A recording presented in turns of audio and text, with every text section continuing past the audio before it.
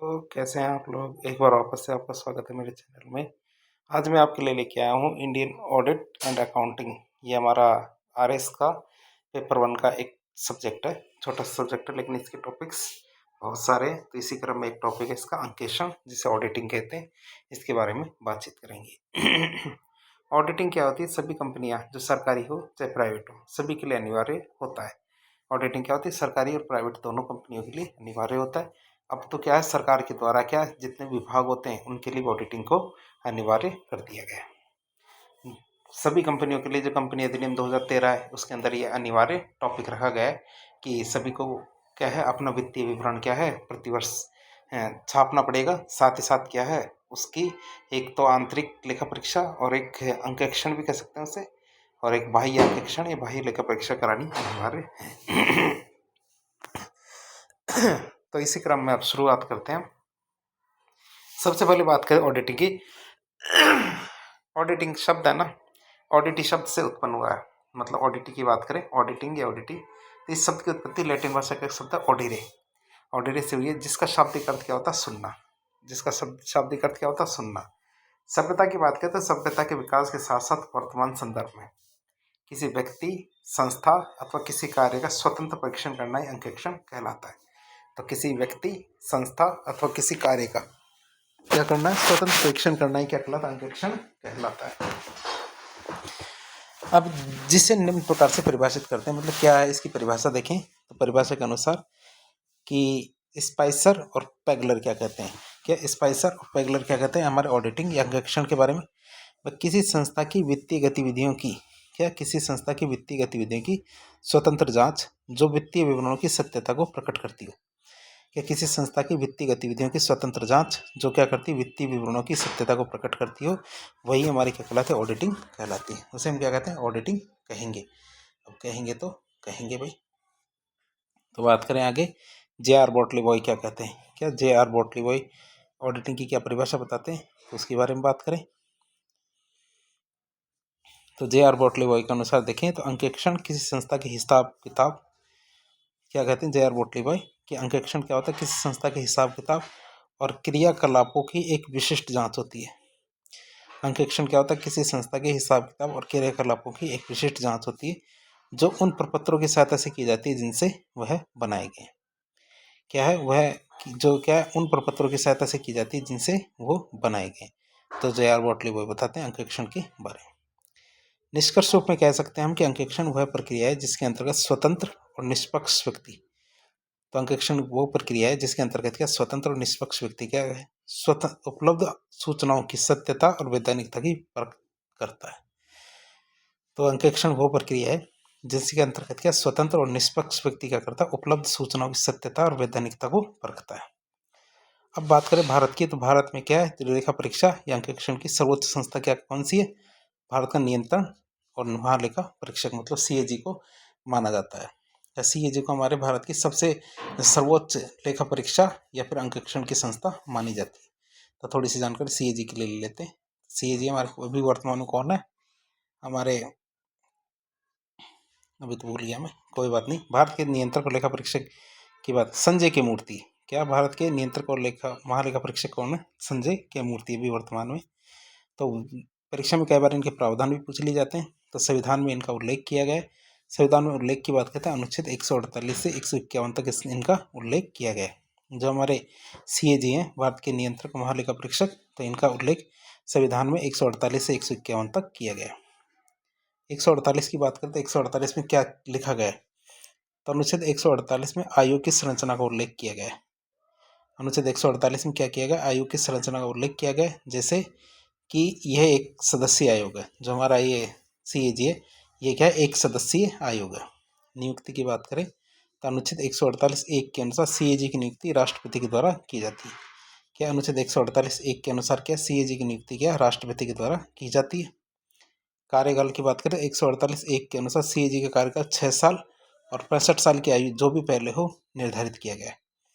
क्या CAG का कार्यकाल की बात करें तो CAG का कार्यकाल 6 साल और 65 साल जो भी पहले हो वह निर्धारित किया गया है। फिर त्यागपत्र की बात करें तो अनुच्छेद 148(1) के अनुसार क्या अनुच्छेद 148(1) के अनुसार सीएजी अपना त्यागपत्र किसको देता है? राष्ट्रपति को। सीएजी अपना त्यागपत्र किसे दे रहा है? राष्ट्रपति को अपना त्यागपत्र देगा। तो 148(1) के अनुसार सीएजी अपना त्यागपत्र किसे देगा? राष्ट्रपति को। तो त्यागपत्र भी उसे देगा जो नियुक्त करेगा। अब निष्कासन की प्रक्रिया की बात करें तो निष्कासन प्रक्रिया या पद से हटाने की प्रक्रिया कौन सी है? तो अनुच्छेद 148(1) के अनुसार सीएजी को पद से हटाने की प्रक्रिया सर्वोच्च न्यायालय के न्यायाधीश के समान है। मतलब जिस तरह से हमारे सर्वोच्च न्यायालय का न्यायाधीश है उसको हटाया जाता है, उसी तरीके से हमारे सीएजी को भी हटाया जाता है अनुच्छेद 148(1) के अनुसार। फिर शपथ की बात करें तो हमारी शपथ कौन दिलाता है? 148(2) के अनुसार सीएजी की शपथ तीसरी अनुसूची के अनुसार राष्ट्रपति के द्वारा दिलाई जाती है। तो सीएजी की शपथ क्या तीसरी अनुसूची के अनुसार राष्ट्रपति के द्वारा ही दिलाई जाती है। फिर बात करें वेतन और सेवा शर्तें। क्या वेतन और सेवा शर्तों की बात करें तो अनुच्छेद 148(3) के अनुसार सीएजी के वेतन और सेवा शर्तों का निर्धारण संसद द्वारा दूसरी अनुसूची के अनुसार तय किया जाता है। तो 148(3) के अनुसार सीएजी के वेतन और सेवा शर्तों का निर्धारण क्या है? संसद द्वारा दूसरी अनुसूची के अनुसार तय किया जाता है। वेतन क्या दूसरी अनुसूची में लिखा गया है, जो वेतन सब्जेक्ट है कहाँ है हमारे? दूसरी अनुसूची में, उसी के अनुसार सीएजी को वेतन दिया जाता है। सीएजी का वेतन सर्वोच्च न्यायालय के न्यायाधीश के बराबर है। वर्तमान में कितना दिया जा रहा है हमारे सीएजी को वेतन? तो वेतन है हमारे 2.5 लाख रुपए। कितना? 2.5 लाख रुपए का वेतन दिया जाता है। सीएजी का वेतन भारत की संचित निधि पे भारित होता है। सीएजी का वेतन क्या होता है? भारत की संचित निधि पे भारित होता है। अनुच्छेद 148(4) में क्या लिखा है? अनुच्छेद 148(4) के अनुसार सीएजी क्या सेवानिवृत्ति के बाद, रिटायरमेंट के बाद केंद्र सरकार और राज्य सरकार इन दोनों के किसी भी पद पर नहीं बैठ सकता, मतलब किसी भी पद के पात्र नहीं रहेगा। अनुच्छेद 148(5) की बात करें तो अनुच्छेद 148(5) के अनुसार लेखा परीक्षक और लेखा विभाग के जो कर्मचारी हैं, तो कर्मचारियों की सेवा शर्तों का निर्धारण सीएजी की सलाह से कौन करता है? राष्ट्रपति। तो जो हमारे कर्मचारी रहेंगे सीएजी के, तो उनके कर्मचारी की सेवा शर्तों का निर्धारण क्या, जो उनके सेवा शर्तों का निर्धारण क्या है? सीएजी की सलाह से कौन करता है? राष्ट्रपति करता है। तो आप इसे याद रखना। अनुच्छेद 148(6) के अनुसार सीएजी कार्यालय के प्रशासनिक व्यय किस पे भारित होते हैं? भारत की संचित निधि पे भारित होते हैं। फिर भारत की संचित निधि से वो निकाले जाते हैं, लेकिन उस पर किसी भी तरह का वोट नहीं किया जाता। फिर 149 की बात करें, अनुच्छेद 149 में क्या लिखा गया है सीएजी के? अनुच्छेद 149 में सीएजी के कार्य और शक्ति का उल्लेख किया गया है। सीएजी के कौन कौन से कार्य, कौन कौन सी शक्तियाँ, इसका उल्लेख हमारे अनुच्छेद 149 में किया गया है। अनुच्छेद 149 के अनुसार केंद्र राज्यों के लेखों के रखरखाव और व्यवस्थित रखने के लिए संसद कानून बनाती है। क्या करती है? संसद कानून बनाती है। केंद्र राज्य के लेखों के रखरखाव और व्यवस्थित रखने के लिए संसद कानून बनाती है। वर्ष 1971 में, कब? वर्ष 1971 में संसद ने सीएजी के कार्य और शक्तियों को लेकर कानून बनाया, जिसमें 1976 में संशोधन किया गया और लेखांकन और लेखा परीक्षण को इसमें अलग किया गया। इससे पहले क्या हमारे सीएजी लेखांकन और लेखा परीक्षण मतलब ऑडिट और अकाउंट्स दोनों के काम सीएजी के द्वारा ही किए जाते थे, लेकिन 1976 में इन दोनों का अलग अलग करके अलग अलग विभाग कर दिया, मतलब सीएजी और सीजीए 2 विभाग बनाए गए। फिर बात करें सीएजी के क्या कार्य है? सीएजी कार्य की बात करें तो केंद्र राज्यों के खर्चों का लेखा परीक्षण करना, भारत की संचित नीति मतलब कंसोलिडेटेड फंड ऑफ इंडिया के खर्चों का लेखा परीक्षण करना, केंद्र की जो आकस्मिक निधि है, आकस्मिक निधि के खर्चों का लेखा परीक्षण करना, केंद्र के लोक भविष्य निधि के खर्चों का लेखा परीक्षण करना और राज्य की संचित निधि के खर्चों का लेखा परीक्षण करना। तो ये हमारे सीएजी के द्वारा ही किए जाते हैं। सरकारी निगमों और कंपनियों के खर्चों का लेखा परीक्षण करना भी हमारे सीएजी का ही कार्य है। क्या? सरकारी निगमों और कंपनियों के खर्चों का लेखा परीक्षण करना या परीक्षण करना हमारे सीएजी का कार्य होता है। राष्ट्रपति और राज्यपाल के आग्रह से, कि राष्ट्रपति या राज्यपाल आग्रह करता है तो स्थानीय निकायों का लेखा परीक्षण भी इसी के द्वारा किया जा सकता है। केंद्र राज्य सरकारों के सभी विभागों के खातों का लेखा परीक्षण करना, केंद्र राज्य सरकारों के सभी विभागों के खातों का लेखा परीक्षण करना, केंद्र राज्य सरकारों की आय व्यय का लेखा परीक्षण करना। क्या? केंद्र राज्य सरकारों की आय व्यय का लेखा परीक्षण करना। केंद्र राज्य सरकार के लेखा प्रपत्र विवरण को लेकर राष्ट्रपति को सलाह देना। कि जो हमारे लेखा प्रपत्र विवरण होते हैं केंद्र राज्य सरकार के, उनको लेके राष्ट्रपति को सलाह देते हैं कौन, ये हमारे सीएजी। और वो बताते हैं कि जैसे अकाउंट्स है तो अकाउंट्स के लिए किन फॉर्मेट्स के अंदर ये जो उनके फॉर्म कौन से होने चाहिए और किस तरह से वो काम आते हैं। लोक लेखा समिति को सहयोग प्रदान करना, क्या करना, लोक लेखा समिति को सहयोग प्रदान करना, इसलिए उसे दिशा निर्देशक मित्र दार्शनिक कहा जाता है। दो तरह की होती है हमारी लोक लेखा समिति, एक केंद्र सरकार की होती है, एक राज्य सरकारों की होती है। तो हमारे केंद्र सरकार की होती है उसमें तो 22 सदस्य होते हैं, लोकसभा से तो 15 और 7 होते हैं हमारे राज्यसभा से, जबकि हमारे राजस्थान की जो लोक लेखा समिति है उसमें 15 सदस्य हैं। बात करें आगे, लेखों का प्रारूप कैसा होना चाहिए, उनकी सलाह सरकार को देते हैं। क्या, लेखों का प्रारूप कैसा होना चाहिए, इसकी सलाह किसको दी जाती है, सरकार को। केंद्र के लेखों का विवरण और लेखा परीक्षण की रिपोर्ट राष्ट्रपति को सौंपते हैं और राष्ट्रपति उसे संसद के सामने रखवाता है। और राज्य के लेखा परीक्षण की रिपोर्ट राज्यपाल को देते हैं और राज्यपाल उसे कहाँ रखता है, विधानमंडल के सामने रखवाता है। तो ये दोनों की दोनों रिपोर्ट केंद्र की तो राष्ट्रपति को और जो राज्य है राज्य की राज्यपाल को सौंपी जाती है। तो इसी से संबंधित कुछ क्वेश्चन भी आए हुए हैं परीक्षा में कौन कौन से क्वेश्चन आए हुए हैं। एक तो आया हुआ सीएजी मतलब नियंत्रक महालेखा परीक्षक के कोई 4 कर्तव्य बताइए। एक क्वेश्चन आया हुआ है सरकारी अंकेक्षण में सर्वोच्च पद पर आसीन व्यक्ति का पदनाम बताइए, तो वो सीएजी है। कौन है, सीएजी। और सीएजी 148 से लेके 152 तक आते हैं। तो हमने देख लिया सीएजी के बारे में, तो देख ही लिया है। अब आगे देखते हैं इनके और क्या क्या कौन कौन से प्रावधान है। तो अनुच्छेद 150 में क्या लिखा है, अनुच्छेद 150 के अनुसार सीएजी के द्वारा केंद्र और राज्य के लेखों का प्रारूप तैयार किया जाता है। क्या, अनुच्छेद 150 के अनुसार क्या सीएजी द्वारा केंद्र राज्य के लेखों का प्रारूप तैयार किया जाता है। और अनुच्छेद 151 में क्या होता है, इन 151 के अनुसार नियंत्रक और महालेखा परीक्षक केंद्र सरकार का वार्षिक प्रतिवेदन राष्ट्रपति को, राज्य सरकार का वार्षिक प्रतिवेदन किसको देते हैं, राज्यपाल को देते हैं।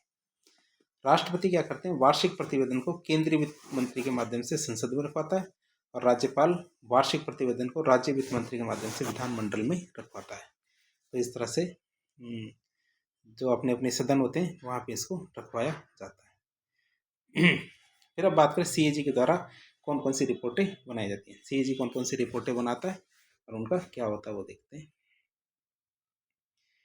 सरकारी खर्चों की अलग रिपोर्ट, मतलब सीएजी सबसे पहले तो क्या करता है कि एक सरकारी खर्चों की एक रिपोर्ट बनाता है।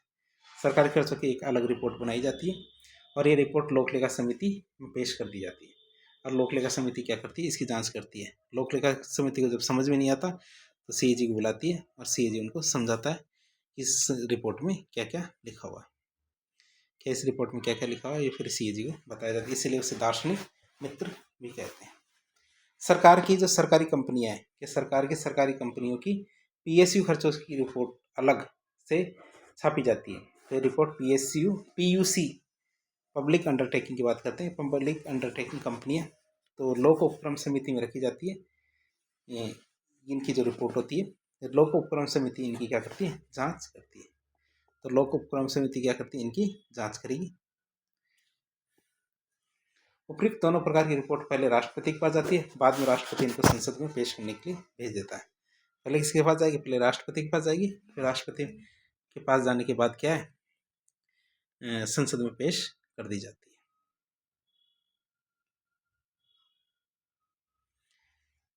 फिर आता है लेखांकन और अंकेक्षण में क्या अंतर है, मतलब ऑडिट और जो हमारे अकाउंटिंग है दोनों में क्या अंतर होता है। तो लेखांकन मतलब अकाउंटिंग, अंकेक्षण मतलब ऑडिटिंग, तो इन दोनों में क्या अंतर है उसकी बात करें। लेखांकन मतलब संस्था की वित्तीय सूचनाओं की रिकॉर्डिंग, क्लासिफिकेशन, रिपोर्ट का विज्ञान, ये और एक तरह की कला है। तो लेखांकन क्या है, कैसी कला है कि क्लासिफिकेशन, रिकॉर्डिंग, रिपोर्टिंग, इनका विज्ञान और कला है कि केवल रिकॉर्ड करना ही इसके अंदर होता है। क्वेश्चन की बात करें तो संस्था के लेखों, वित्तीय विवरणों की स्वयं जांच, मूल्यांकन और मत प्रकटन करना ही क्या कहलाता है, ऑडिटिंग कहलाता है। फिर बात करें आगे तो यह फर्म की वित्तीय स्थिति की को रिकॉर्ड करता है। ये क्या करता है, फर्म की वित्तीय स्थिति को रिकॉर्ड करता है। ये क्या करता है, ये अकाउंट्स की जांच करता है। ये क्या करता है, अकाउंट्स की जांच करता है और यह फर्म की वित्तीय स्थिति को रिकॉर्ड करता है। इसे निर्मित करने की जिम्मेदारी प्रबंधकों की होती है। जो हमारे मैनेजर होते हैं, मैनेजमेंट वाले, इनकी जिम्मेदारी होती है इसको निर्मित करने की जिम्मेदारी प्रबंधकों की होती है। और ऑडिट की जिम्मेदारी हमारी ऑडिटर की होती है। और यह ऑडिट से पहले निर्मित होता है, यह ऑडिट करने के बाद लेखाओं का होता है। मतलब ऑडिट क्या होता है, लेखाओं का होता है, जो लेखा जब बन जाते हैं फिर उसके बाद उसकी ऑडिट होती है। तो दोनों में अंतर हमने देखा। फिर एक दो शब्द आते हैं हमारे, आंतरिक निरीक्षण और आंतरिक अंकेक्षण। क्या आंतरिक निरीक्षण और आंतरिक अंकेक्षण, इनका जब तुलनात्मक अध्ययन करते हैं तो क्या निकल के आता है। आंतरिक निरीक्षण का मकसद होता है कमी या गलती नियंत्रण में कोई कमजोरी खोजना होता है। कि जैसे मान लो कोई, जैसे एक ऐसे कंपनी का मालिक घूमते घूमते आता है, ये मान लीजिए, और कहता है, सोचता है कि क्यों ना मैं कोई कमी तो नहीं रह रही हमारे जो प्रशासन के अंदर जो कंपनी के, तो उसमें कोई कमजोरी तो नहीं रही, तो वो आंतरिक निरीक्षण करता है। और वहीं आंतरिक अंकेक्षण का मकसद होता है कंपनी के जो वित्तीय लेन देन होते हैं और व्यवस्थापन, उसकी जांच करना कि कहीं इस क्षेत्र में या इस चीज़ में कोई गड़बड़ तो नहीं चल रही है। तो इसकी जांच करना हमारा क्या कहता है, आंतरिक अंकेक्षण कहलाता है। फिर आता हमारा क्या, आंतरिक निरीक्षण। तो दोनों को एक एक करके तुलनात्मक रूप से पढ़ लेते हैं। सबसे पहले आता हमारा क्या, आंतरिक निरीक्षण। आंतरिक निरीक्षण किसे कहते हैं, क्या क्या होता है इसके अंदर देखते हैं। तो आंतरिक निरीक्षण का मकसद छल कपट को रोकना और कठिन बनाना है। कि हमें क्या करना है, आंतरिक निरीक्षण क्या काम करता है। एक तो इसका मकसद होता है छल कपट को रोकना, और दूसरी बात कोई छल कपट करे तो छल कपट करना कठिन बनाना, मुश्किल बनाना, कि इतना आसान ना हो, कोई छल कपट आसानी से कर ले। फिर बात करें आंतरिक निरीक्षण में किसी एक व्यक्ति के काम की जांच दूसरे व्यक्ति द्वारा अनिवार्य रूप से करने की व्यवस्था होती है। तो आंतरिक निरीक्षण में क्या होता है, किसी एक व्यक्ति के काम की जांच क्या है, दूसरे व्यक्ति के द्वारा करने की व्यवस्था होती है। कि दूसरा व्यक्ति क्या करता है, उसकी जांच आराम से कर लेता है। आंतरिक निरीक्षण से त्रुटियों की रोकथाम होती है। कि आंतरिक निरीक्षण से क्या होता है, त्रुटियों की जांच और त्रुटियों की रोकथाम आसानी से हो जाती है।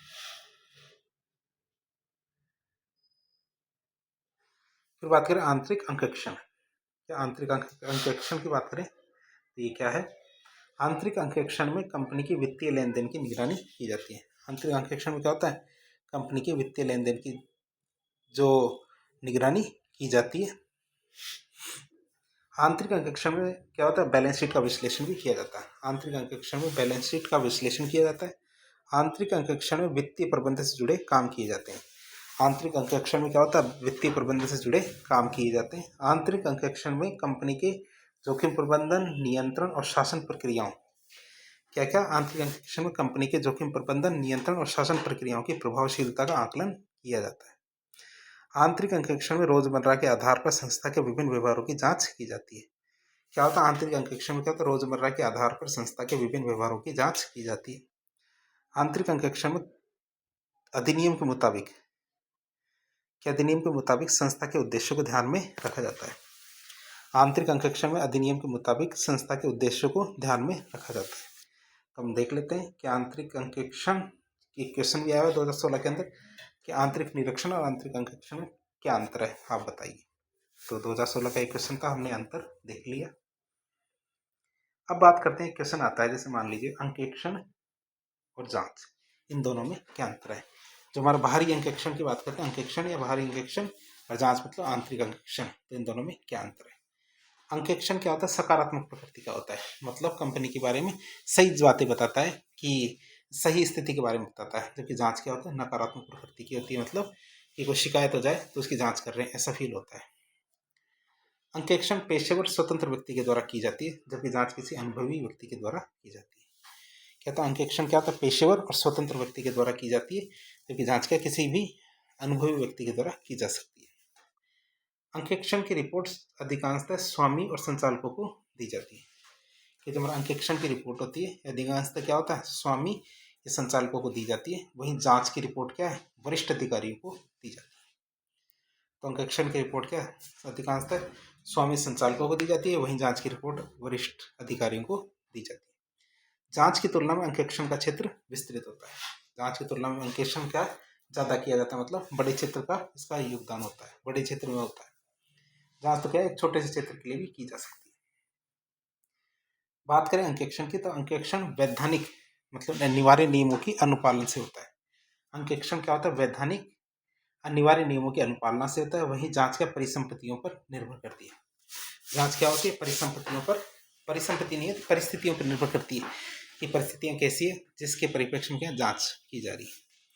फिर बात करें अंतर्राष्ट्रीय लेखा परीक्षा और आश्वासन मानक बोर्ड, जिसे IAASB कहते हैं, तो इससे एक क्वेश्चन आया हुआ है तो उसके बारे में देखें। अंतर्राष्ट्रीय लेखा परीक्षा और आश्वासन मानक बोर्ड की बात करें तो अंतर्राष्ट्रीय लेखा परीक्षा और आश्वासन मानक बोर्ड लेखा परीक्षा, आश्वासन और गुणवत्ता नियंत्रण के लिए मानक निर्धारित करता है, पैरामीटर्स डिसाइड करता है। और ये मानक क्या दुनिया भर में लेखा परीक्षा प्रथाओं की गुणवत्ता और एकरूपता को बेहतर बनाने में मदद करते हैं। तो ये मानक होते हैं, ये क्या करते हैं? दुनिया भर में लेखा परीक्षा प्रावधानों की जो गुणवत्ता और एकरूपता को बेहतर बनाने में मदद करते हैं। तो ऐसे मानक बनने भी चाहिए। IAASB के अनुसार लेखा परीक्षा के कुछ तत्व होते हैं। लेखा परीक्षा के कुछ तत्व होते हैं या लेखा परीक्षा में कुछ तत्व होने चाहिए। पहली बात करें तो वर्तमान चिंता। लेखा परीक्षा को प्रबंधन द्वारा चालू व्यवसाय आधार के उपयोग की उपयुक्तता पर रिपोर्ट देनी चाहिए। ये जो क्या कहते हैं ना, लेखा परीक्षा को प्रबंधन द्वारा चालू व्यवसाय आधार के उपयोग की उपयुक्तता पर रिपोर्ट देनी चाहिए कि वो व्यवसाय रहना चाहिए या नहीं रहना चाहिए। तो इस तरह की उपयुक्तता पर अपनी रिपोर्ट देनी चाहिए। लेखा परीक्षा का दस्तावेजीकरण की बात करें, इसकी लेखा परीक्षा दस्तावेजीकरण की बात करें तो लेखा परीक्षा को लेखा परीक्षा पर अंतर्राष्ट्रीय मानकों जो इंडियन इंटरनेशनल स्टैंडर्ड है उनके अनुपालन का दस्तावेजीकरण करना चाहिए, अर्थात उसी के अनुसार लेखा परीक्षा की करनी चाहिए। फिर लेखा परीक्षा प्रमाण की बात करें, सर्टिफिकेट, तो ISA का पालन करने से पता चलता है कि व्यवसाय में अच्छे प्रशासन और जोखिम प्रबंधन मानक है। क्या व्यवसाय में अच्छे प्रशासन और जोखिम प्रबंधन मानक है, मतलब उस पैरामीटर से जांच किए गए, चेक किए गए। गुणवत्ता नियंत्रण की बात करें, IAASB गुणवत्ता नियंत्रण और संबंधित सेवाओं के लिए मानक निर्धारित करता है। IAASB क्या करता है? गुणवत्ता नियंत्रण और संबंधित सेवाओं के लिए क्या मानक निर्धारित करता है। तो जोखिम आकलन की बात करें तो IAASB के अनुसार कंपनियों को गुणवत्ता जोखिम की पहचान कर उनका आकलन करना होगा और उनसे निपटने के लिए प्रतिक्रिया तैयार करनी होगी। IAASB के अनुसार के कंपनियों को गुणवत्ता जोखिमों की पहचान कर उनका आकलन करना होगा और उनसे निपटने के लिए प्रतिक्रिया तैयार करनी होगी। छठा तत्व आता है वित्तीय विवरण प्रस्तुति। लेखा परीक्षक के द्वारा लेखांकन सिद्धांतों प्रबंधन द्वारा किए गए तो महत्वपूर्ण अनुमानों और वित्तीय विवरणों की समग्र प्रस्तुति का मूल्यांकन करना होता है। तो IAASB का उद्देश्य वैश्विक लेखा परीक्षा पेशे में जनता का विश्वास मजबूत करके जनहित की सेवा करना है। तो IAASB का उद्देश्य क्या है? वैश्विक लेखा परीक्षा पेशे में जनता का विश्वास मजबूत करके जनता की जनहित की सेवा करनी। तो बात करें IAASB मतलब अंतर्राष्ट्रीय, एक क्वेश्चन आया RS में 2024 का, अंतर्राष्ट्रीय अंकेक्षण और आश्वासन मानक मंडल IAASB के अनुसार दी गई जो परिभाषा के अनुसार क्या अंकेक्षण के कौन कौन से तत्व होते हैं। तो हमने 6 तत्व देखे थे, इसके कौन कौन से। एक तो कौन सा है? वर्तमान चिंता। दूसरा लेखा परीक्षा दस्तावेजीकरण। तीसरा लेखा परीक्षा प्रमाण। चौथा गुणवत्ता पर नियंत्रण। पांचवा जोखिम आकलन। छठा वित्तीय विवरण प्रस्तुति। तो 6 तत्व दिए, इनमें से कोई भी छोटे मोटे तत्व ही पूछे थे, यदि आपको याद रह जाए तो आपको जवाब देने थे। अब बात करेंगे हम लेखा अंकेक्षण के, या लेखा परीक्षा को ही अंकेक्षण कहते हैं, तो अंकेक्षण के क्या उद्देश्य है। अंकेक्षण के उद्देश्य को 2 भागों में बांटा है। एक तो हमारे प्राथमिक उद्देश्य होते हैं और एक क्या होते हैं? सहायक उद्देश्य होते हैं। प्राथमिक उद्देश्य की बात करें तो अंकेक्षण के वो उद्देश्य जिनकी प्राप्ति हेतु वास्तव में अंकेक्षण निष्पादित होता है। मतलब हमने लेखा परीक्षा या अंकेक्षण की क्यों है, तो हमारे कुछ निश्चित उद्देश्य होते हैं जिनकी प्राप्ति के लिए हमने ये कार्य किया है, तो अंकेक्षण के प्राथमिक उद्देश्य ये कहलाएंगे। अंकेक्षण के प्राथमिक उद्देश्य कौन कौन से हैं? पहला उद्देश्य तो विवरणों या गतिविधियों की वैधानिकता का पता लगाना, अर्थात यह देखना कि विवरण वैधानिक नियमों से तैयार किए गए या नहीं, तो उसकी वैधानिकता का पता लगाएंगे। अर्थात मतलब यह देखना कि विवरण वैधानिक नियमों से तैयार किए गए हैं या नहीं। विवरणों की पूर्णता की जांच करना, अर्थात यह देखना कि विवरण में संपूर्ण गतिविधियां रिकॉर्ड की गई है या नहीं। तो विवरणों की पूर्णता की जांच करना अर्थात ये देखना कि विवरण में संपूर्ण गतिविधियां रिकॉर्ड की गई है या नहीं। विवरणों की सत्यता का पता लगाना, अर्थात इस बात का विश्लेषण करना कि विवरणों में दी गई जानकारी क्रियाकलापों की उचित और सत्य तस्वीर प्रस्तुत करती है या नहीं। तो विवरणों की सत्यता का पता लगाना भी इसका कार्य होता है। तो अब ये तो हमारे मूल उद्देश्य हो गए, प्राथमिक उद्देश्य।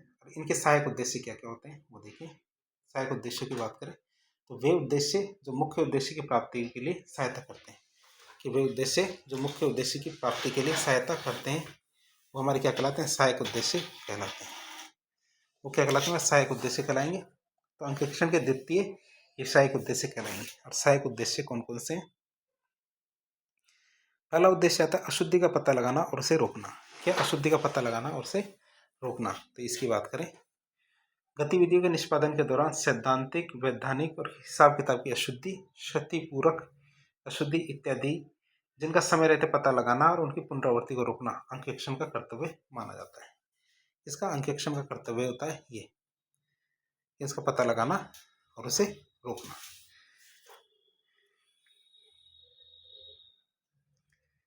फिर आता है गबन या कपट का पता लगाना और उन्हें रोकना। ये गबन या कपट का पता लगाना और उसे रोकना भी इसका उद्देश्य है, कि जैसे संस्थाओं को में रोकड़, माल का गबन, श्रम और सुविधाओं के गबन हो सकते हैं, जिनका पता लगाकर उन्हें रोकना अंकेक्षण का ही दायित्व होता है। तो इनका पता लगाकर उनको रोकना क्या है, किसका दायित्व है? हमारे अंकेक्षण का ही दायित्व माना जाता है।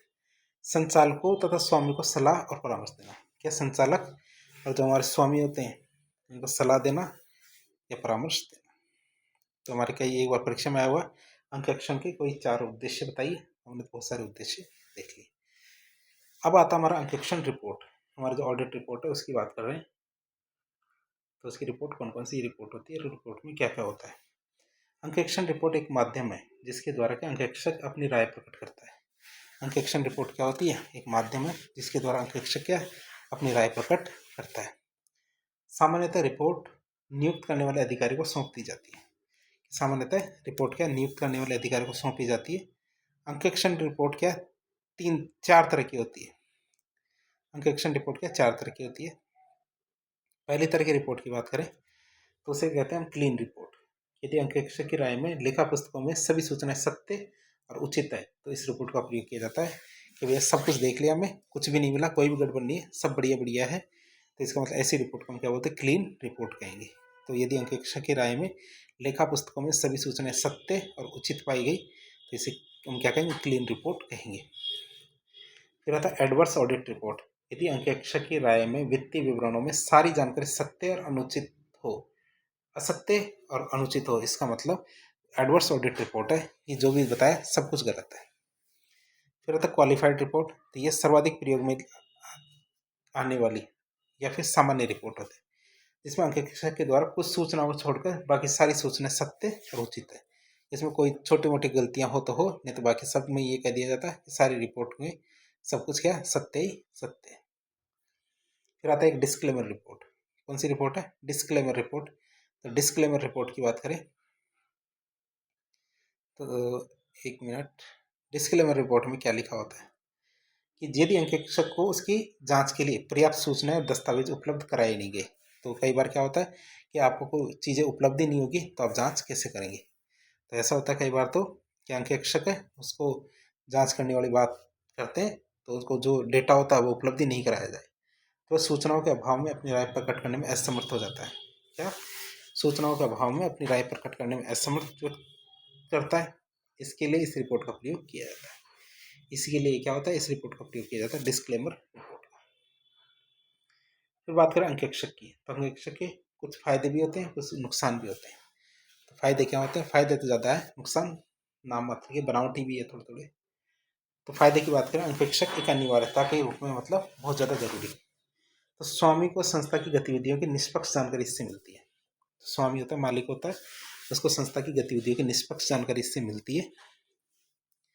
संचालकों के लिए नीतियों के क्रियान्वयन में आसानी रहती है। संचालक होते हैं हमारे मैनेजर, तो उनको क्या है नीतियों का निर्धारण करने में इससे आसानी रहती है।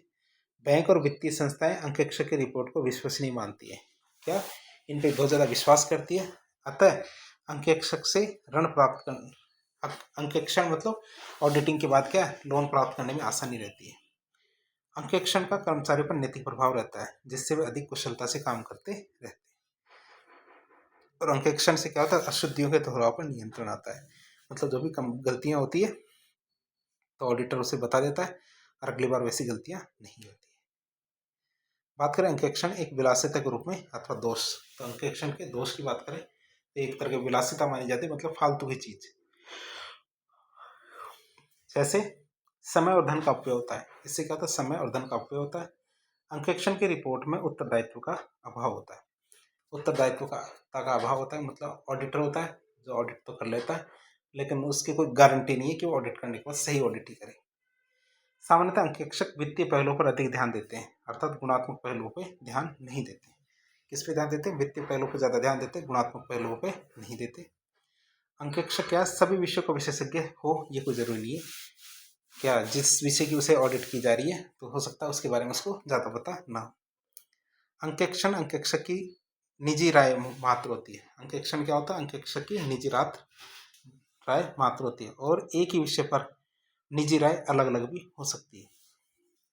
अंकेक्षण क्या प्रमाणन नहीं है, सर्टिफिकेशन नहीं होता कि इसके बाद कि अंकेक्षण के बाद कोई त्रुटि नहीं हो सकती, ऐसा नहीं होता, क्योंकि ऑडिटिंग के बाद में भी गलतियां रह जाती है।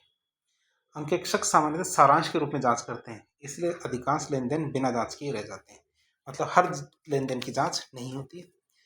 कर्मचारी के अंकेक्षण की आवभगत में ही लग जाते हैं, जिससे उनके वास्तविक कार्य की कुशलता में गिरावट आती है, जिससे क्या होता है, उनके वास्तविक कार्य की कुशलता में गिरावट आती है।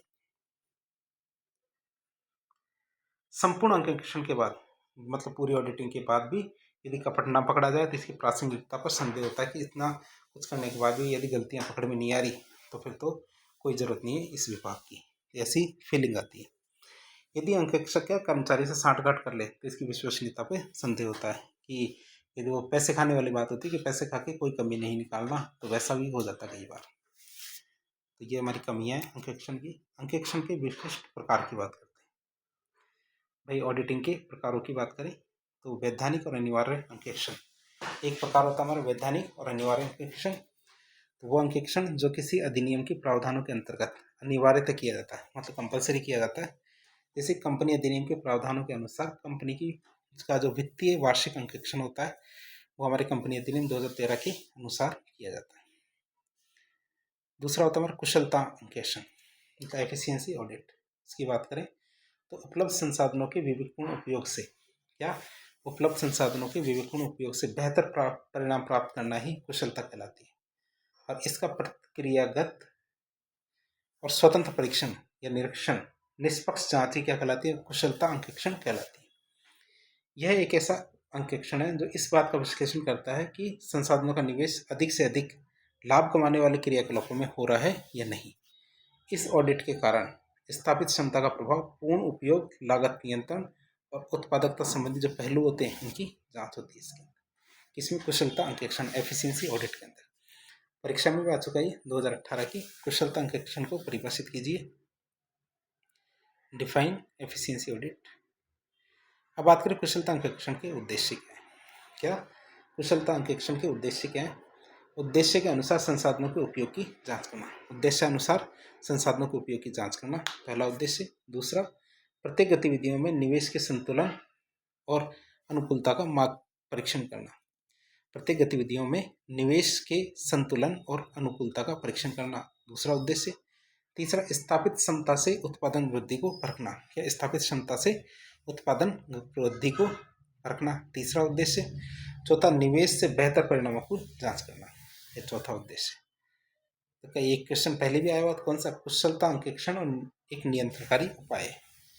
एक क्या कुशलता अंकेक्षण एक नियंत्रणकारी उपाय है, मतलब कुछ चीजें कंट्रोल करता है। बताइए कैसे कुशलता अंकेक्षण कैसे किसी चीज को कंट्रोल कर सकता है। तो बात करें कि कुशलता अंकेक्षण में उद्देश्य की प्राप्ति हेतु, क्या कुशलता अंकेक्षण में उद्देश्य की प्राप्ति हेतु संसाधनों के उपयोग और लगने वाले समय की जांच प्रमाणित लक्ष्यों के अनुसार की जाती है। जो प्रमाणित लक्ष्य होते हैं ना पहले से, उनके अनुसार की जाती है, जिससे संसाधनों के अपव्यय का पता लगाया जा सकता है, मतलब कोई बेकार खर्चा हुआ है तो उसका पता लगाया जा सकता है और उन्हें रोका भी जा सकता है। अतः कहना उचित ही है कि कुशलता अंकेक्षण एक नियंत्रणकारी उपाय है। क्या कुशलता अंकेक्षण क्या एक नियंत्रणकारी उपाय है। और कुशलता अंकेक्षण को दक्षता अंकेक्षण, निपुणता अंकेक्षण, कार्य कुशलता अंकेक्षण, इन सब नामों से जाना जाता है। तो बहुत सारे नाम हैं इसके जिनके नामों से इसे जाना जाता है।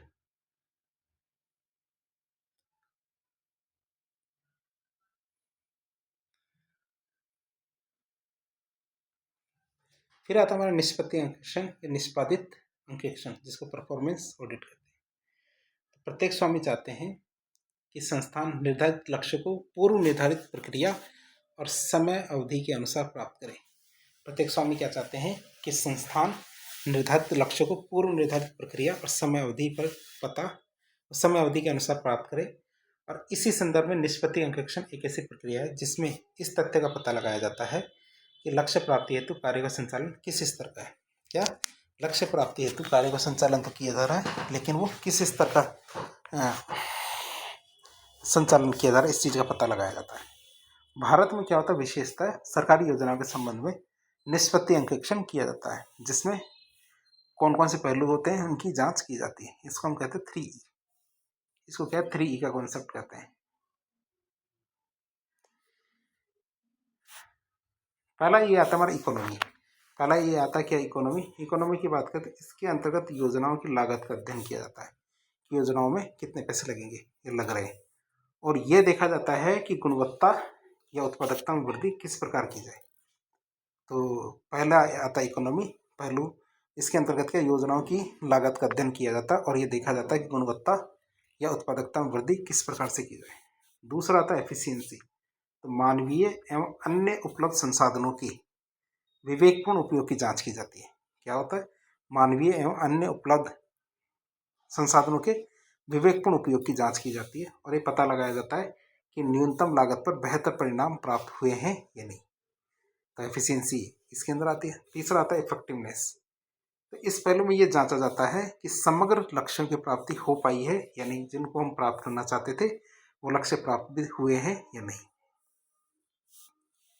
निष्पत्ति अंकेक्षण एक रचनात्मक प्रक्रिया मानी जाती है, जिसकी रूपरेखा किन बातों से समझी जाएगी। देखें कि निर्धारित लक्ष्य होते हैं इसमें, क्या निर्धारित लक्ष्य, समयावधि और संसाधनों के प्रभाव का अध्ययन होता है इसमें।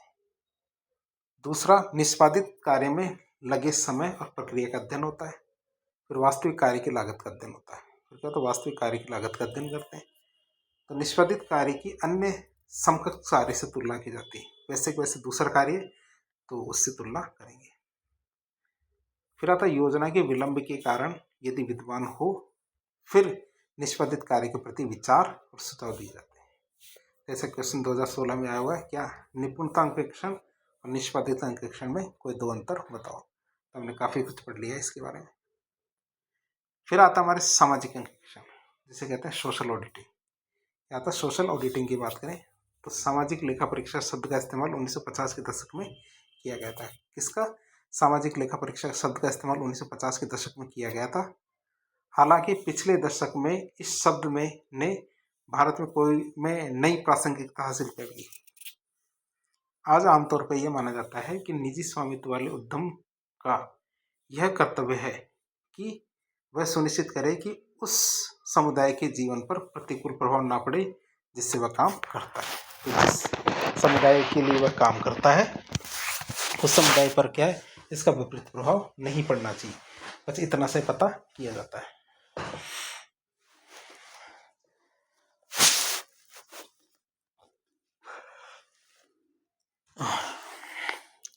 और यह भी उम्मीद की जाती है कि व्यवसाय समुदाय के जीवन में सकारात्मक योगदान दे, क्योंकि उसी से तो कमा के खा रहा है। तो व्यवसाय क्या करेगा, समुदाय के जीवन में सकारात्मक योगदान दे, नकारात्मक को देना ही नहीं है बल्कि देना कैसा है, सकारात्मक। तो सामाजिक रूप से उन्मुख कार्यक्रमों और संगठनात्मक व्यवहार के पर्यावरणीय प्रभाव के प्रकटीकरण की बढ़ती मांग ने किसी प्रकार के सामाजिक लेखा परीक्षा प्रक्रिया को अपनाने के लिए दबाव बनाया था। तो उन्होंने कहा कि भैया सामाजिक लेखा परीक्षा होनी चाहिए, तो इसके ऊपर दबाव डाला। फिर बात करें क्रेप्स थियोडोर जे को सामाजिक लेखा परीक्षा की अवधारणा का संस्थापक या पिता माना जाता है, या तो संस्थापक मान सकते हैं, पिता मानेंगे।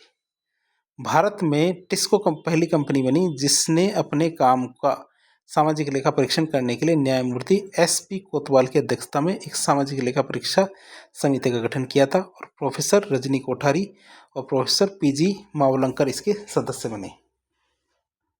जो समिति थी टिस्को वाली, तो इसके कौन कौन क्या क्या बने, तो प्रोफेसर रजनी कोठारी और प्रोफेसर PG मावलंकर इसके सदस्य बने और अध्यक्ष कौन बने, न्यायमूर्ति SP कोतवाल। इसके अध्यक्ष बने। इस समिति को यह जांचने और रिपोर्ट करने का काम सौंपा गया था कि क्या और किस हद तक टिस्को ने उपभोक्ताओं, कर्मचारियों, शेयरधारकों और स्थानीय समुदाय के प्रति अपनी सामाजिक और नैतिक जिम्मेदारियों के बारे में अपने एसोसिएशन के लेखों के खंड 3A में निहित उद्देश्यों को पूरा किया है या नहीं किया। तो इस चीज़ को जांचने के लिए ये हमारी समिति बनाई गई थी। अब बात करेंगे सामाजिक अंकेक्षण की अवधारणा क्या कहती है। सामाजिक अंकेक्षण की अवधारणा क्या है?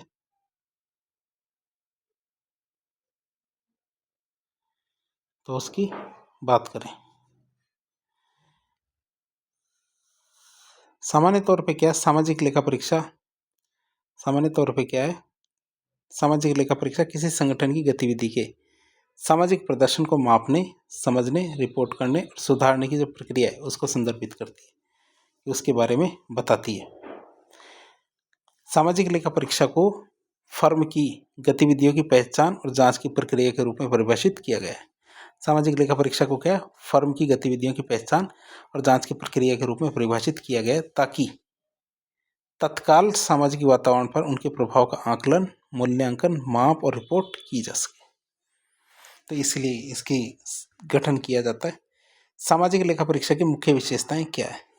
क्या सामाजिक लेखा परीक्षा की मुख्य विशेषताएं क्या है? तो देखिए,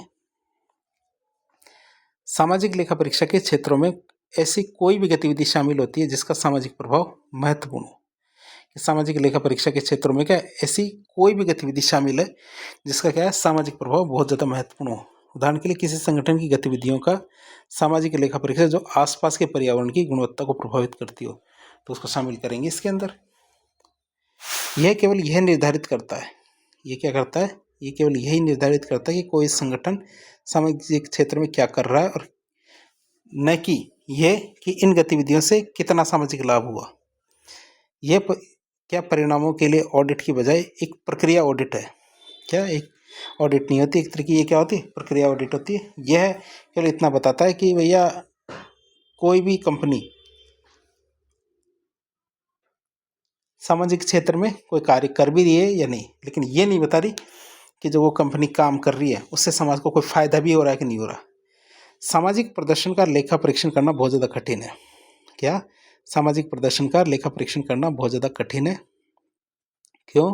क्योंकि सामाजिक गतिविधियों के अधिकांश परिणाम संगठन के द्वार के बाहर होते हैं, मतलब गेट के बाहर, मतलब समाज में होते हैं, मार्केट में होते हैं और बाहरी स्रोतों से सटीक आंकड़े प्राप्त नहीं किए जा सकते। कि जो बाहरी स्रोत होते हैं तो बाहरी स्रोतों से सटीक आंकड़े प्राप्त नहीं किए जा सकते। सामाजिक लेखा परीक्षा में मात्रात्मक और गुणात्मक दोनों तरह के डेटा का इस्तेमाल किया जाता है। क्या होता है? सामाजिक लेखा परीक्षा में मात्रात्मक और गुणात्मक दोनों तरह के डेटा का इस्तेमाल किया जाता है। गुणात्मक डेटा का इस्तेमाल अक्सर मात्रात्मक डेटा के पूरक के रूप में किया जाता है। क्या होता है? गुणात्मक डेटा का इस्तेमाल अक्सर क्या मात्रात्मक डेटा के पूरक के रूप में किया जाता है। सामाजिक लेखा परीक्षक के लिए कोई पेशेवर मानक और योग्यता निर्धारित नहीं होती है। क्या सामाजिक लेखा परीक्षा के लिए क्या कोई पेशेवर मानक और योग्यता निर्धारित नहीं होती। अब हम देखेंगे सामाजिक लेखा परीक्षा के प्रमुख सिद्धांतों के बारे में कि ये वैसे ही चलती है या कोई सिद्धांत भी होते हैं या नहीं सामाजिक लेखा परीक्षा के। तो सामाजिक लेखा परीक्षा के कौन कौन से सिद्धांत हैं, बात करें सिद्धांतों की। तो दुनिया भर में सामाजिक लेखा परीक्षा प्रथाओं से 8 विशिष्ट प्रमुख सिद्धांतों की पहचान की गई है। वैसे तो होते तो बहुत सारे, लेकिन 8 देखते हैं। पहला आता बहुपरिप्रेक्ष्य या बहुमुखी सिद्धांत। संगठन विभाग और कार्यक्रम से जुड़े या प्रभावित सभी लोगों मतलब हितधारकों की विचारों मतलब आवाज़ों को प्रतिबिंबित करने का लक्ष्य रखें। पहला सिद्धांत तो ये आता है भाई इसके दौरान जब इसका ऑडिट करते हैं। फिर व्यापकता की बात करें तो इसका उद्देश्य संगठन के कार्य और प्रदर्शन के सभी पहलुओं पर यह अंततः रिपोर्ट करना है। सहभागी की बात करें तो हितधारकों की भागीदारी और उनके मूल्यों को साझा करने को प्रोत्साहित करता है। ये क्या करता है? हितधारकों की भागीदारी और उनके मूल्यों को साझा करने को प्रोत्साहित करता है। फिर आता बहुआयामी की बात करें कि हितधारक कई पहलुओं पर साझा करते हैं और फीडबैक भी देते हैं। हितधारक क्या करते हैं? कई पहलुओं पर साझा करते हैं और फीडबैक देते हैं। नियमित की बात करें, इसका उद्देश्य नियमित आधार पर सामाजिक खाते तैयार करना है और अवधारणा और अभ्यास संगठन की संस्कृति में अंतर्निहित हो जाए, ताकि क्या अवधारणा और अभ्यास क्या संगठन की संस्कृति में अंतर्निहित हो जाए तथा सभी गतिविधियों को कवर करे। तुलनात्मकता की बात करें तो यह एक ऐसा साधन प्रदान करता है जिसके द्वारा संगठन प्रत्येक वर्ष अपने प्रदर्शन की तुलना उचित बाह्य मानदंडों और बेंचमार्कों के साथ कर सकता है तथा समान कार्य करने वाले तथा समान तरीके से रिपोर्टिंग करने वाले संगठनों के साथ तुलना करने का अवसर प्रदान करता है। तो देख सकते हैं तुलनात्मकता की बात। फिर सत्यापन की बात करें तो सत्यापन में क्या आता है कि यह सुनिश्चित करता है कि सामाजिक खातों का लेखा परीक्षण किसी उपयुक्त अनुभवी व्यक्ति या एजेंसी के द्वारा किया जाए जिसका संगठन में कोई निहित स्वार्थ न हो। प्रकटीकरण की बात करते हैं, यह सुनिश्चित करता है कि जवाबदेही और पारदर्शिता के हित में लेखा परीक्षित खातों का हितधारकों और व्यापक समुदाय के समक्ष खुलासा किया जाए। तो हमने ये 8 सिद्धांत देखे सामाजिक लेखा परीक्षा के। अब सामाजिक लेखा परीक्षा के कुछ उद्देश्य भी होते हैं। उद्देश्यों की बात करें तो कार्यक्रम के कार्यान्वयन में पारदर्शिता और जवाबदेहिता को बढ़ावा देना। दूसरा उद्देश्य सभी हितधारकों को शामिल करें, संगठन के सामाजिक और नैतिक प्रभाव और प्रदर्शन की निगरानी करना, सामाजिक रूप से जो जिम्मेदार और जवाबदेह तरीके से प्रबंधन रणनीति को आकार देने और रणनीतियों को डिजाइन करने के लिए आधार प्रदान करना। फिर आता सामाजिक प्रदर्शन को बेहतर बनाने के तरीके पर। क्या सामाजिक प्रदर्शन को बेहतर बनाने के तरीके पर संगठनात्मक शिक्षा को सुविधाजनक बनाना, संस्थानों के जो रणनीतिक प्रबंधन है इसको सुविधाजनक बनाना, संगठनों और समुदायों पर उनके प्रभाव और सामाजिक प्रभाव के प्रति चिंता व्यक्त करना। फिर आता हमारा समुदाय, जनता और अन्य संगठनों संस्थाओं को उनके संसाधनों मतलब समय और धन के आवंटन के बारे में सूचित करना। इसमें जवाबदेही, नैतिकता जैसे हमारे नैतिक निवेश आदि के मुद्दे शामिल होते हैं। तो इसके कुछ उद्देश्य सामाजिक लेखा परीक्षा के। सामाजिक अंकेक्षण के फायदों की बात करें, जो हमारे सोशल ऑडिट होती है, सोशल ऑडिट के क्या क्या फायदे हैं, तो फायदों की बात करें।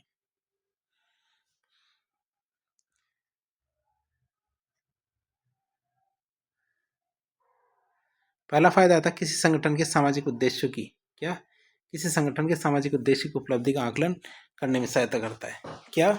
किसी संगठन के जो सामाजिक उद्देश्य है इनकी उपलब्धि का आकलन करने में ये सहायता करता है। दूसरा, पूरे संगठन में सामाजिक प्रदर्शन के प्रति अधिक चिंता को प्रोत्साहित करता है। क्या करता है? पूरे संगठन में सामाजिक प्रदर्शन के प्रति अधिक चिंता को प्रोत्साहित करता है। सामाजिक दृष्टिकोण को प्रबंधन के माध्यम में सामाजिक दृष्टिकोण को प्रबंधन के ध्यान में लाने के लिए एक मान्यता प्राप्त विधि प्रदान करता है। क्या मान्यता प्राप्त कानून या विधि प्रदान करेगा? विभिन्न प्रकार के कार्यक्रमों की प्रभावशीलता की तुलना के लिए डेटा प्रदान करता है। विभिन्न प्रकार के जो कार्यक्रम होते हैं उनकी प्रभावशीलता की तुलना में के लिए डेटा प्रदान करता है और मानव संसाधन और सामाजिक पूंजी का विकास करता है। क्या कहता है? मानव संसाधन और सामाजिक पूंजी का विकास करता है। संगठन को सार्वजनिक क्षेत्र में छवि और प्रतिष्ठा बनाने में सहायता करता है। तो हमारे कुछ उद्देश्य थे। अब इस सोशल ऑडिट होता है, सोशल ऑडिट की कुछ सीमाएं भी होती है। या सोशल ऑडिट की कुछ सीमाएं भी होती है और सीमाओं की बात करें तो जटिल और समय लेने वाली होती है। पहली बात तो क्या है कि जटिल और समय लेने वाली होती है, बहुत ज़्यादा टाइम लेती है। कोई स्पष्ट कार्यप्रणाली नहीं होती इसमें। क्या होता है? कोई स्पष्ट कार्यप्रणाली नहीं होती। दायरे को परिभाषित करना कठिन है। क्या दायरे को परिभाषित करना कठिन है? इसमें व्यक्तिपरक है, योग्य प्रशिक्षकों की कमी है और सीमित व्यावहारिक उपयोगिता है। इसकी क्या होता है? सीमित व्यावहारिक प्रतियोगिता है। तो परीक्षा में क्वेश्चन आया सामाजिक अंकेक्षण क्या है, तो इस सवाल को आप इससे हल कर सकते हैं।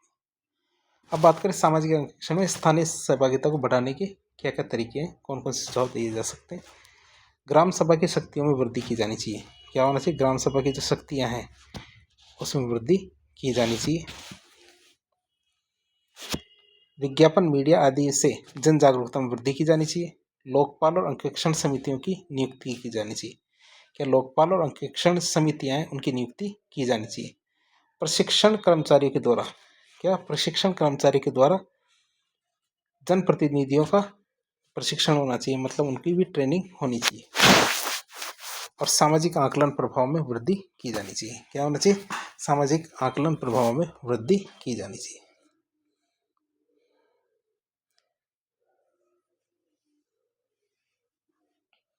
अब सामाजिक अंकेक्षण के गुण और दोष की बात करते हैं। तो पहले गुण देख लेते हैं। गुणों की बात करें तो इससे क्या होता है, सरकारी जो उत्तरदायित्व की भावना में वृद्धि होती है, सरकारी क्रियाकलापों में जवाबदेहिता में वृद्धि होती है, पारदर्शी शासन के निर्माण का आधार है ये। क्या, पारदर्शी शासन के निर्माण का आधार है। सशक्त लोकतंत्र का निर्माण होता है। क्या होता है, सशक्त लोकतंत्र का निर्माण करता है। और संपूर्ण अर्थव्यवस्था की कुशलता एवं निष्पादन का आकलन होता है इसके अंदर। तो ये हमने इसके फायदे देखे। अब नुकसान की या दोष की बात करें तो प्रशासनिक इच्छा शक्ति के अभाव से क्या होता है, प्रशासनिक इच्छा शक्ति के अभाव से प्रक्रिया गतिहीन बनती है। यह स्थानीय प्रकृति का अंकेक्षण होता है जिसमें अंकेक्षण के मूल सिद्धांतों की अवहेलना कर दी जाती है और आंकड़ों की अपर्याप्तता रहती है, आंकड़े मिलते ही नहीं है। और राजनीतिक हस्तक्षेप इसमें सबसे ज़्यादा है।